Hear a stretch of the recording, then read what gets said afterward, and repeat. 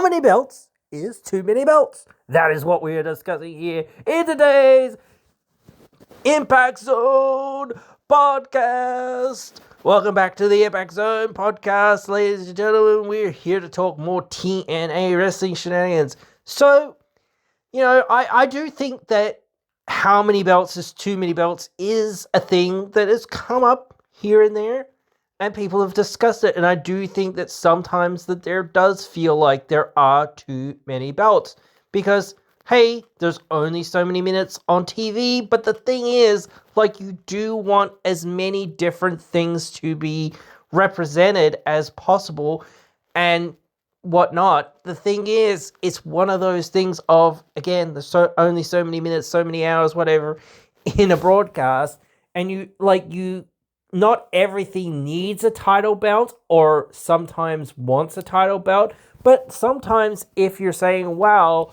hey, why not let's put a title behind this, sometimes that makes a whole lot of sense, certainly. Certainly, I do think that the men and women's division need to be a bit separate. I know that some people don't mind intergender wrestling, and I know that somewhat could be a good thing in some ways or whatever else it is, but I just don't think that it's one of those things that's all of that good in most ways. I do think that it is best for people to go after their own individual gender titles. Now, when you talk about transgender people or whatever in that space, perhaps there needs to be a discussion about that, and maybe titles made for more gender fluid people. Or I know that people used to complain about the weight class system and whatnot and things like that. And I certainly agree, because I do think that just saying you're only allowed to be in this division if you're under a certain weight, it's suddenly if somebody's 1 kilo or 1 pound or whatever else it is over that, suddenly they're technically not allowed to be there. So, it's one of those things of saying, you've got to be as flexible as possible with these weight things and things like that. And especially with then it means if you're saying it's just weight and not gender, then it's well, basically if it's a lightweight title, it's oh, well, all women could challenge for that title, but it wouldn't be really that fair, because again, if it's a men's title, it's oh, well, how do they compete for that title?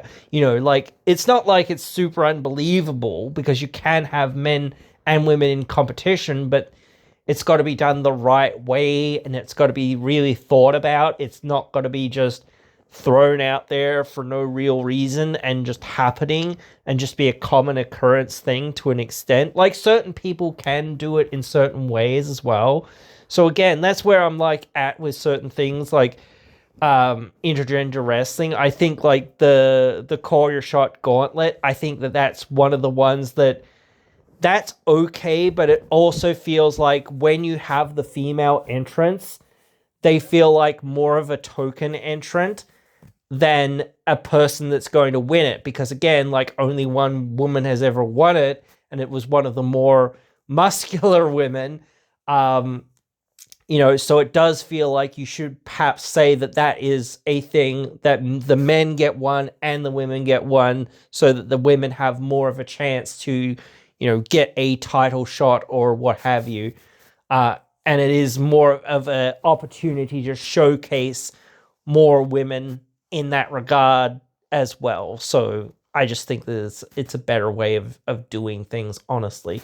So that's another thing. It's you want to give people opportunities, and you want to showcase as many different things as what you can in your division. So world title division, so the men's world title division and the women's world title division, then your tag team scene, then your mid-card scene, so to speak, and then your, I don't know whether you want to call it lower card scene, but more of your other sort of scene, the X division. That's obviously very iconic to TNA, but there's always been the cruiserweight division, light heavyweight division, all these sorts of different things that have kind of represented the same idea of, the flyweights, the light heavyweights, the featherweights, whatever else you want to call it, people who, traditionally, like, it was the world heavyweight title, it was the heavyweight title, so it was really made for people who were,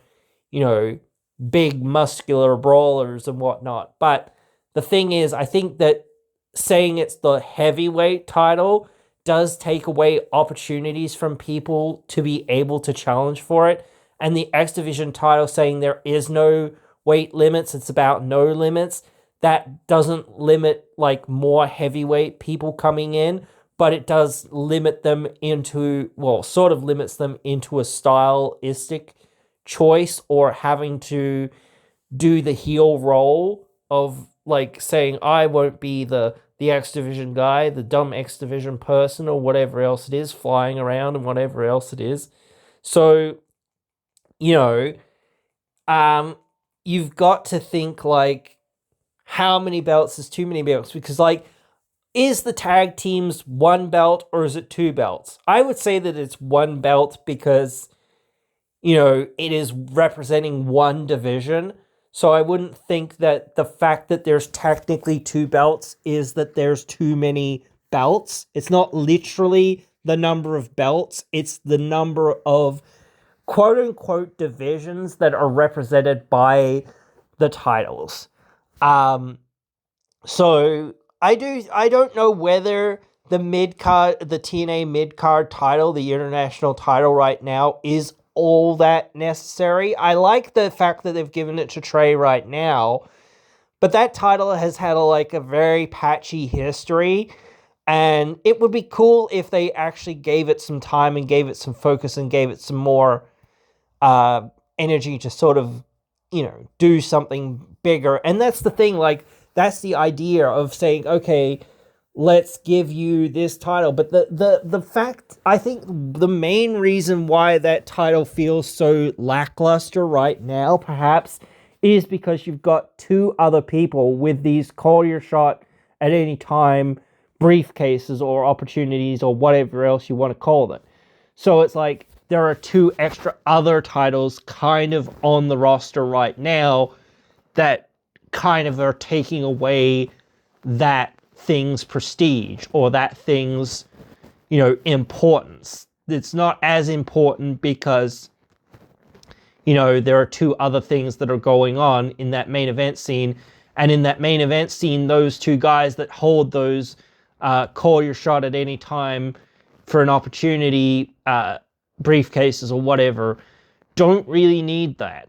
They just need to actually wrestle and actually defeat the champion whenever they get the chance to do so. So, and the fact that they get to call their shot at any time is kind of like the crux of their story, I guess. So eventually it's got to culminate in, one of them, or if not both of them, trying to cash it in at the most opportune time to try to pin Santana. And I think, like I said before, having two of them is really bad. I think that it will lead to a lot of confusion and lead to a lot of other issues going on, because it's like that's why I said one of them should cash in as quickly as possible so that it's sort of out of the way and people can forget about it and people can sort of focus in on the one other call your shot opportunity effectively. So, but yeah, I don't know. It becomes tough because, again, I understand the story that they're trying to go for with that, but is it all that needed or necessary to kind of go in that direction? And that's where I don't really know. Because again, I think you could still do a big heelish thing by taking the title off Santana and screwing him over or whatever else it is without needing to have the call your shot or have the feast or fired. So having the fact that you have these opportunities for these other guys that are already main event level guys and saying, well, they need the extra advantage because, in that storyline, because, hey, Santana is so amazing and they don't really want to take him on legitimately, yes, that is building up that angle of like Santana probably could beat them anyway or whatever, get the title back. People don't really want to see Santana lose that title right now. And for a while, they want to see him for at least 6 months or whatever it is, holding that belt. So, and the thing is, like I said, the guys that are holding it don't really need it. So, and I said, like, you know, maybe you should have got rid of one of these as quickly as possible so that it's less for people to have to be like, oh man, you know, when's this person going to cash it in? But then again, it's more drama in a sense. So it's like, that is good in a sense because it makes the fans have to pay attention kind of all the time to being like, oh, is he going to call his shot? Is he going to call his shot? You know, like, we've got to tune in this week. He might call his shot. We've got to tune in the next week. He might call his shot. You never know. Like, I know, like, in the tapings, like, of course, if you go through the... And that's funny. Like, I want to talk about this at some point as well, more so. But they, like, this, the tapings that they've done, they've recorded record numbers of viewers despite the spoilers. So the spoilers usually cut the viewership in half. So, like, they're getting, like, 240K viewers with the spoilers. That would be like 400, 500K viewers without spoilers, like, theoretically. Like, what the heck? That would be insane. That would be amazing. Like, that's 500,000 people watching the show. So that's insane. And I don't know whether that's 100% believable, but, like, imagine if it was. That'd be crazy. But I have to talk about that at another point at another time.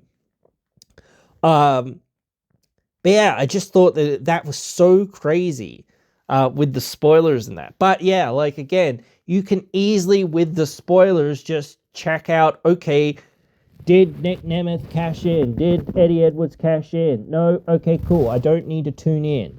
But people are still tuning in, not in the biggest record numbers ever, obviously. But again, still fairly record numbers in the last, like, 10, 15 years or so. So that's, like, insane, especially with the spoilers being out there for weeks and weeks and weeks on end, and whatnot, you know. So I don't know how they're doing that, honestly, but perhaps it's just, hey, people actually are able now to actually see the friggin' show, and, like, maybe the word's actually kind of getting out there a little bit more of, hey, you know, they had some, you know, stumbling blocks early or whatever else it was. Or maybe, like, again, I don't know what specifically it is, but there is something there where people are tuning in and more and more and more each week. So it's like the audience is growing and growing and growing. And again, if you think, like, let's double the audience or roughly double the audience if we didn't have spoilers, then that would be huge. Absolutely huge if we could literally get that many, like, people to be watching the show without the spoilers. Like, so I don't know. It is tough. It is interesting to think about. And I think in some ways, perhaps, I think this has been a slight change, because I think before, like, the official numbers were kind of actually technically lower than technically what they should have been. But, you know, it obviously doesn't take into account the app views either, or the TNA Plus views. So again, like, I don't know whether I don't think it takes into, like, Triller TV or other ways to watch the show either. So again, like, people could be watching through other means and other and streaming and things like that, because, like, a lot of people watch streamers and things like that watch the shows and things like that. So again, yeah, you don't know whether it's gonna, you know, bolster it or not, or debolster it, because it's like, well, people are watching the streamer, so it's like, well, you know, that means they're not actually watching the show themselves, type thing. So that's a bit weird, but I know some people like that. So it's like that's where they want to watch some of these shows or whatever. They want to get the streamer that they kind of follows reactions or whatever. But anyway. So I do think that the international title, despite it being on Trey, and despite me liking Trey and liking the idea of giving him this elevation of saying, let's give him this belt and whatnot, it's kind of a little bit lackluster. I mean, maybe if the other two call your shot things weren't there, it would be a lot better. But then again, it's like, I don't know, maybe Trey should have a call your shot opportunity. I don't know. Or maybe he should have like option C, but for the international title. You know what I mean? Maybe that's something that should be implemented in like some of the, like a lot of the singles titles, because that would make the singles titles more interesting and more like a thing that you have to watch each week, because you don't know whether somebody's just going to say, hey, I'm going to give this up and I'm going to get a world title shot now next week or whatever it is, or right here, right now. And that's another way to elevate people, you know? So I think just adding that to the titles is a good thing in some ways. I know some people don't agree with it in some ways, because it's like, oh, you're devaluing the title or whatever else it is, or whatnot. But it makes people have to pay attention. You know what I mean? And that's the thing. Like, that's one of the biggest things. You never know what somebody's going to do or why they're going to do it or how they're going to do it, so that, you know, you're always going to be tuning in. Is they going to cash this thing in? I think that just adds a whole lot more dimension to the ideas. And just, I think like the main problem right now, the main problem is those two cash in at any time opportunities to get the title shot. If they weren't there, I think like you could make an argument for TNA having the international title as maybe too many belts, because it is like, why do we need two like mid-card-ish titles with the X Division and the international title kind of thing? I said that it would have been better off to have the women get another like title or whatever at some point, so that it, you know, like they have their own X Division title, or they have their own international title, or they have their own other title to kind of go after besides just the tag team titles, because it would give some people that perhaps aren't, you know, like they don't really have really great tag team plans for a good singles run, but not quite a world title run, so that they can help build them up and be more of a singles act, you know, and things like that. So it gets people to be like, oh, do we see this person being this? Yes or no? But then again, it's also one of those things of being like too much of a stopgap sometimes, of being like, oh, we don't want to take the risk, or we don't want to take the chance, or we don't think it's going to work, or we really want to just see what people's reaction to this would be if we did it, or whatever else it was, or we're just going to trial run it over here, or whatever else it is. So it is like, well, you know, also it's not just about like, you know, saying, hey, is there too many belts? It's saying, how many things can you sustain each week or each month, roughly? Because each pay-per-view or special event is each month. So saying, how many stories can we cram into 1 month with 2 hours of TV each month, you know, like, or each week, rather. For the month, you know, you're only, how much are you getting? You've got to have your main event, at least like your world title match, sort of set early on, because that's the thing that is going to draw the biggest crowds, because people are the most interested in your main event scene. So that is what's going to draw people to come and see these shows, no matter what it is. So saying, hey, we've got to get our world title picture aligned as quickly as possible, and then we can spend the rest of the time with our main world title building that feud up and saying, okay, how are we going to get to this, match between these two or whatever else it is. So then you're having all these things going on week to week to get there. Maybe 5-minute segment here, 5-minute segment there, a match here, 10-minute, 15-minute match there, whatever it is. They don't need a whole lot of matches. They just need some amount of promo time, some amount of a little bit of match time, maybe like a tag team match or something else or whatever else it is, to sort of set these things up. You don't need much more than that. So, little promos, little things, or, things backstage and things like that, or whatever else it is, altercations, whatever, all that sort of stuff. So it is one of those things of saying they don't need as much. You just need to set it up and then say, this is where we're going, and then go there and then deliver it on the night. So then you're right. Cool. Great. Here we go.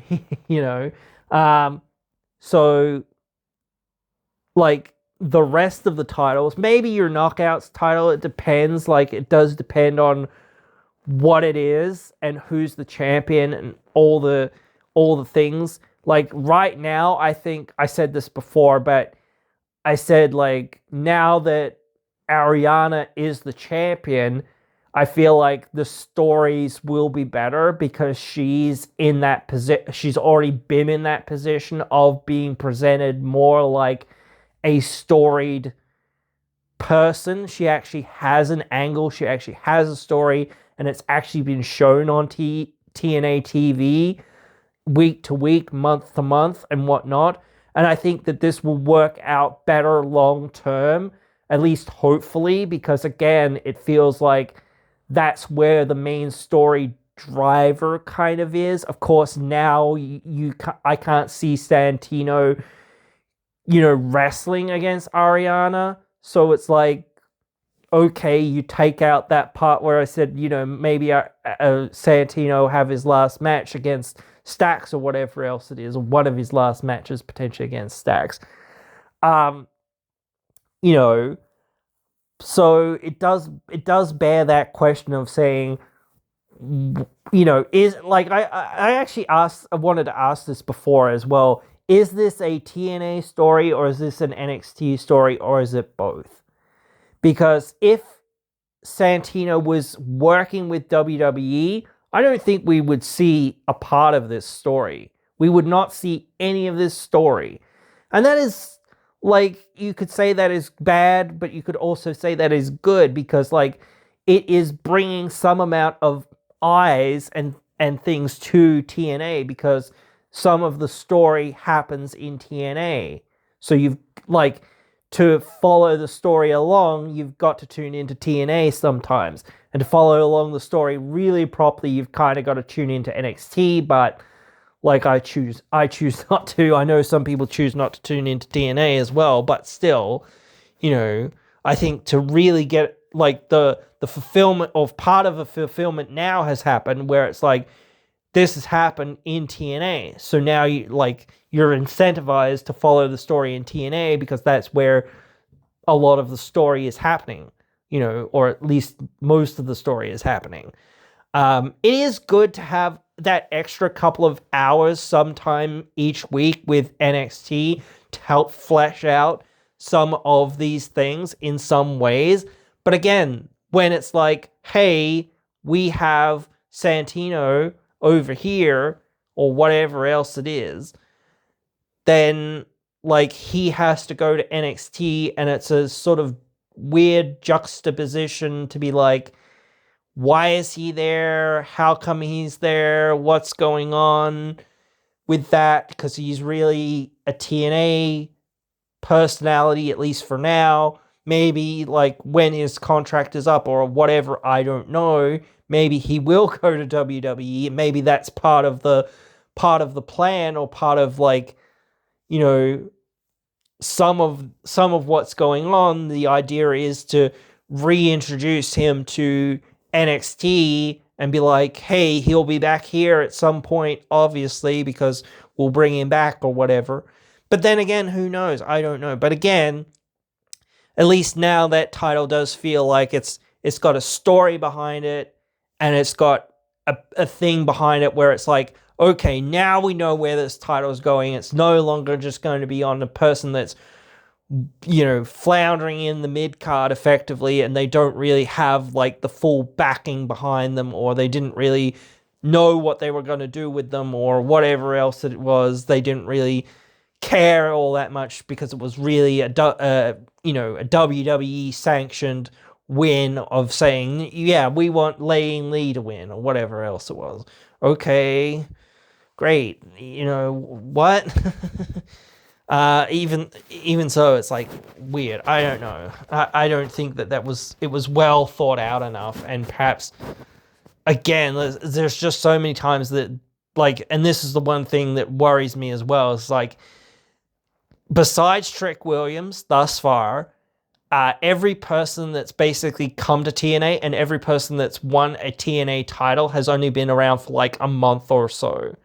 So I hope that this will last longer, because I am so sick of the hot potatoing of the title. But at least now there is a big time story behind it. So hopefully they'll pay that off in like 6 months' time. And hopefully by then, like that Slammiversary time, hopefully 6 months, 8 months' time, whatever it is, that Bound for Glory, that sort of time, and they get to induct AJ and all of that sort of stuff, like that, TNA will break off this relationship with WWE and say, okay, maybe we'll work together here, or maybe we'll work together there, or maybe we'll do something here or there, or whatever else it is. But, permanency or more like overall direct, like we're working with you and you're working with us, that's it. We're done. It's over. So I do hope that is a thing. But anyway, same for the Knockouts tag titles. Like, they feel like they've always felt like there's been a few good teams, honestly, but it's always felt like the filler division where it's like, we don't know what else to do, and half the time it's the last thing we think about or the last thing we put together, and we just like do whatever it is to have a match for these belts that are just kind of here. And yeah, we don't really have anything else, going on, and we don't really have enough plans for them. And I think that's honestly pretty shit in many ways. So I would consider them an extra title in a sense that could be gotten rid of. I don't know, because it is one of those things of saying, again, like, maybe they should have the mid-card title. Maybe, I don't know. I know, like I said before, it's like people don't like the mid-card titles that much because they don't see it as big of prize, or whatever. And it's just like, yeah, whatever, this is just a stopgap or just a consolation prize for somebody who you don't really want to push to the next level, or you don't really have enough faith in to push to the next level, or whatever else it is. So I don't know. Like, I don't think people are in love with them. I think like the X Division is probably one of the ones that people actually kind of like, because it's like, this is its own style, its own thing, its own vibe. It really feels different, and it has a lot more unique stipulations attached to it.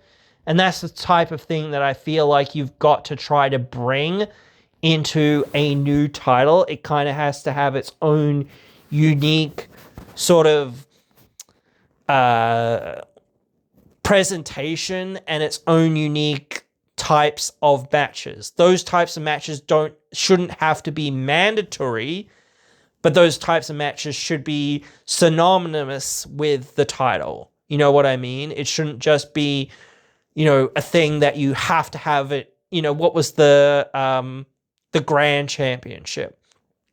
where you had to have the timed matches and all this, and you had to get points and all this other stuff. It was like, no, just like maybe have that be like your Iron Man match, like, or whatever. Have that every now and again, or whatever else it is, or whatnot. But make it different, or a little bit different, but like, don't have it be they have to have basically this specific like match every single week or every single time or whatever else it is, because now it's like, you know, too specific. Like, you know, you've got to be, you know, you've got to have the ability to just have generic matches or any kind of match basically, and but you also have some specific matches that are only for this title or only really, you know, thought about for this title. You know, so it has its own sort of different kind of trajectory. So that's the way I think like you have to introduce a new title now. It's not just it's a singles title, especially a singles title. A tag team title could work in TNA. Obviously, it could work anywhere, but you need to invest in that division of saying we need a lot of tag teams. We need a lot of female tag teams. We need to give each of them enough TV time to, you know, be in the division and to challenge for the titles. And like even the men's tag team titles are like depreciated in value, even though you've got a fair few teams, because they're not really like wrestling for them every single week, or there's no like big time stories for them every single week. The Hardys have them, and the Hardys are big time, you know, like champions and whatnot. But it's like, yeah, cool, but who's the challengers? Where are they? Are they earning title shots? Kind of, maybe, ish. Who knows? The only story right now in the tag team division is the story between the Hardys and the Righteous. That's the only story that's going on right now. So it's like, oh, okay. And where's that going? Because it's like the Righteous have said we're not going to fight the Hardys or fight against the Hardys. We're not going to try to beat the Hardys. So why would you continue to write a story between the Hardys and the Righteous? You know what I mean? If they're no threat to the titles, unless this is like the big long con of like they're trying to get them, you know, I don't know, to lower their guard or something or some shit like that, and believe them or something like that, and then be like, haha, we tricked you, or whatever. I don't think that that's really what they're after in a sense. So again, it's like, why are we investing in a story unless it's going to pay off a lot later, you know, where it's like the Hardys have lost the belts and now the Righteous are like, that's sad, man. We're going to win those titles, but we're going to win them for you or whatever, or something like that. You know, like the Hardys have, you know, lost them and lost their rematch and whatnot and all this other stuff. And then the Righteous come along and are like, oh man, that sucks, man. We just got a number one contendership, so we'll try to win those belts for you, man, or whatever. You know, like, I don't know. I don't know what the answer exactly is, because like I said before, maybe like that is the plan of some sort, and then it's like the Hardys come back along and are like, hey, you have our titles, and the Righteous are like, you can take them from us, man. You know, we appreciate you so much, so you can take them from us, man. You know, or whatever. Something like that. I don't know. I don't think that really works. You know what I mean? You've, like, for people to be in this division, they've got to value the belts. So it's like, if the Righteous suddenly don't value the belts because they're suddenly like facing the Hardys, that devalues the belts. So it's like, you've got to give the belts value by either not having the Hardys there to wrestle the Righteous, or having the right to just be like, haha, we tricked you, or whatever else it was, to get to the belts, you know. So you can't have people being like, nah, we don't want to face you. Nah. Even though you've got those belts that we would want, or whatever it was, like type thing, you know. So, but yeah, like, I think the other titles besides the X Division and besides like the Knockouts title and besides like the World title, those titles do feel like they're underrepresented in some form, in some fashion, on TV every single week. And like, I think like the Knockouts tag titles are the worst represented.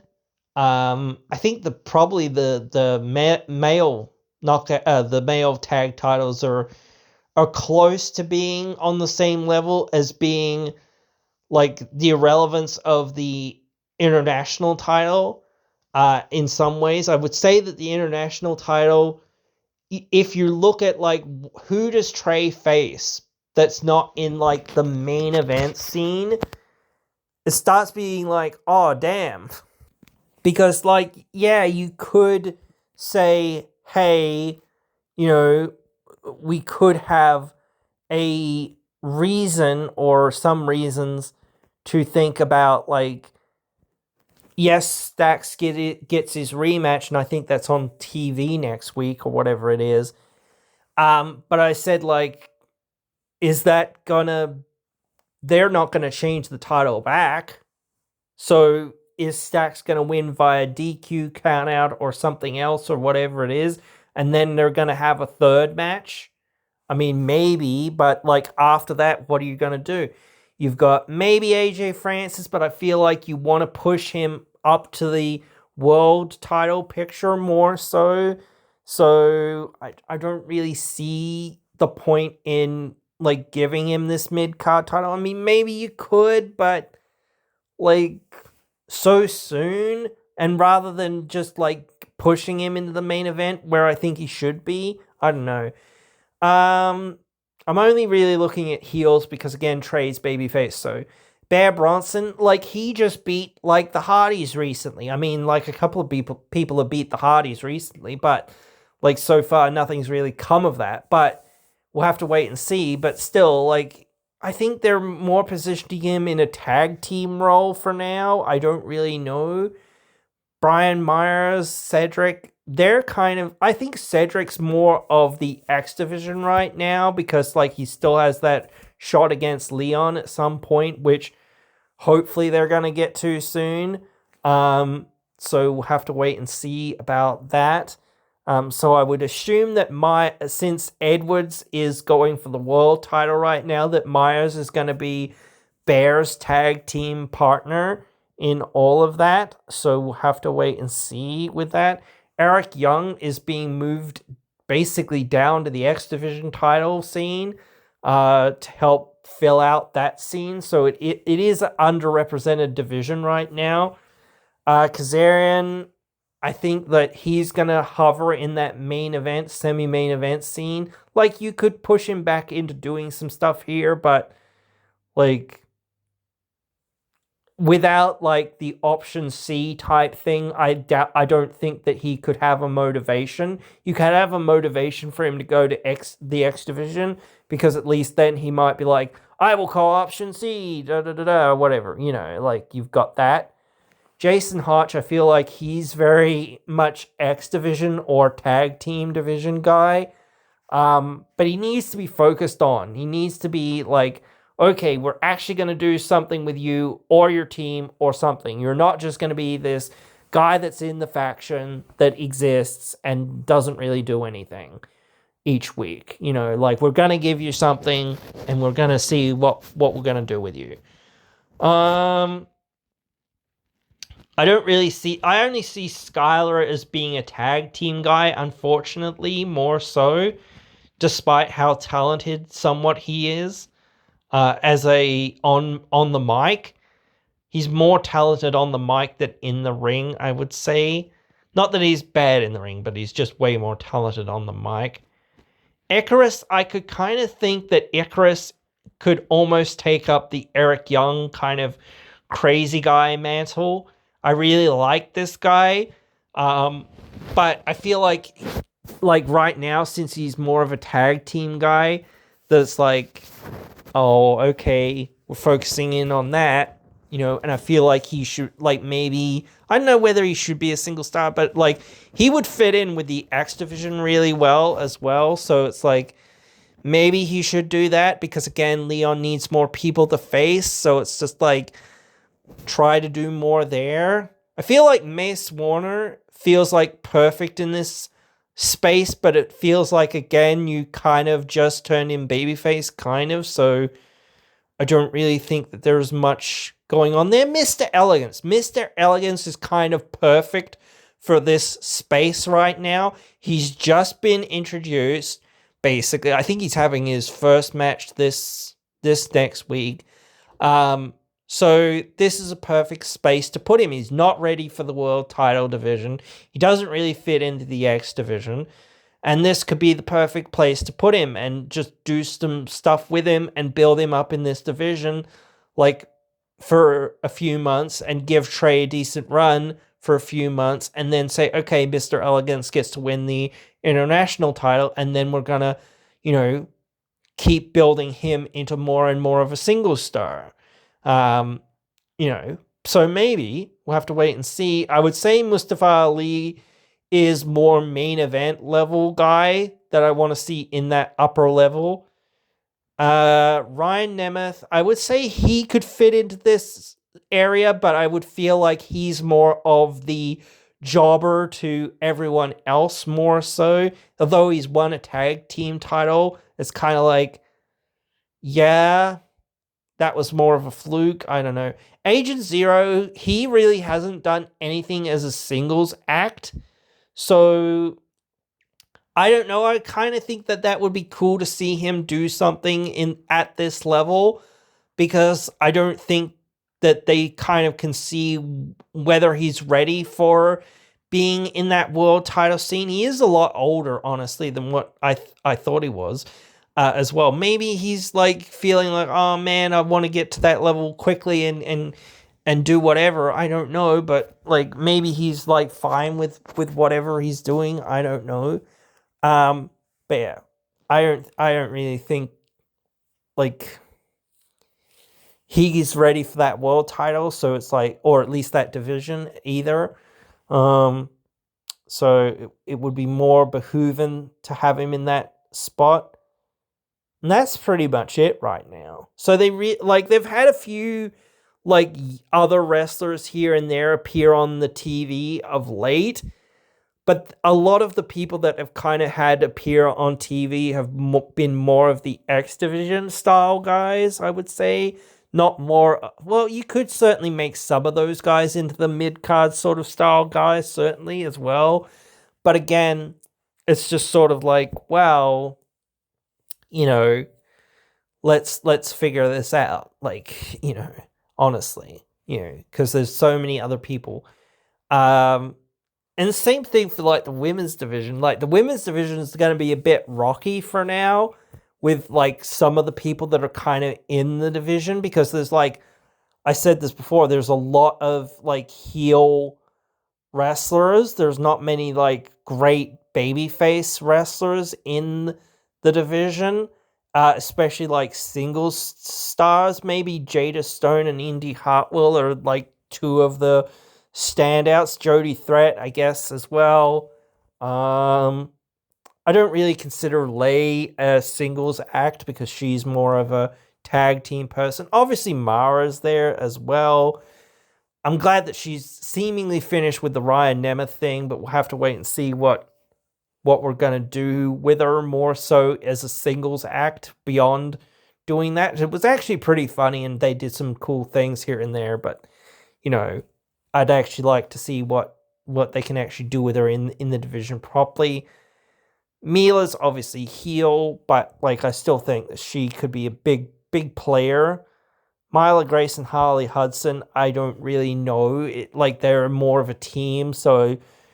And that's the only things keeping that tag team scene kind of alive to an extent. with that illusion in a sense as well. I feel bad for Tasha Steelz in some ways because she's like, again, in that same position of she's a face in this faction where it's like, oh, okay, like, why aren't you guys actually kind of trying to win the belts here and there? You know, like, why isn't Tasha trying to win the belts? Why isn't she trying to get a number one contendership? Why aren't the good hands or the great hands, whatever, trying to get a number one contendership for those tag titles? They mentioned it like once, and now, like, where are we? So Zaya Brookside's the other person that's there that could be in that picture. Like, she's been in and out of that picture for a while. Like, Ash is also there. So, like, I always saw, like, if Ash had the belt, like, she would have dropped it to Zaya at some point. So I think that was the plan in some regards, but I'm not 100% sure. But yeah, like, just looking through things as well, just like reminding myself, yeah, okay, maybe like there'll be more people eventually on that roster or whatever. But it is like, it does feel a lot thinner than what you think it is sometimes as well. So yeah, like, it's not just saying, you know, let's have random person versus like the champion or whatever. It's saying, hey, okay, cool, we're gonna have this match, and like, even if like one of the participants is somewhat quote unquote a random opponent, just because we don't have many other people for them to face, it's like, yeah, but you know, there's actually something behind it to an extent. You know, that's why I mean, like, when you have too many baby faces, like, you've got Trey and Santana, and you've got Leon. So you've got all three of these big baby faces that you've got to find heel challengers for in all three of those divisions. Not, and I'm just talking about singles divisions, not talking about tag divisions.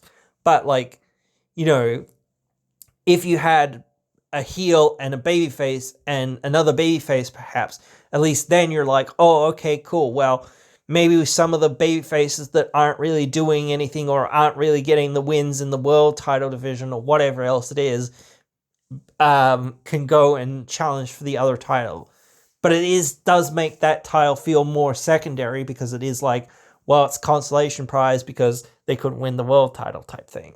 You know, but like, that's why you've got to build it up, you know, type thing. And it does take a long time to build those things up, which is why, like I said before, you know, maybe it was just a mistake to try to make it and to try to keep it, because I think it would have worked being a title that sort of was there for the time that, you know, Trick Williams was the champion and things like that, and then culminated at some point, you know, in a main event somewhere down the road or whatever.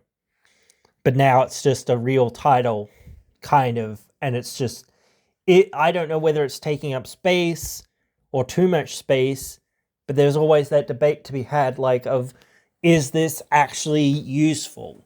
Is this actually doing something? Or are we creating like this little bubble for ourselves to be like, oh, now we've got to try to make something else happen here or whatever, and we're already trying to stretch, you know, things for everything else as it was. So it's like, why are we stretching and stretching and stretching all these other things that we perhaps could focus back in on if we weren't focusing in on this other thing, and we didn't have this other little bubble that we now have to fill, you know, or whatever.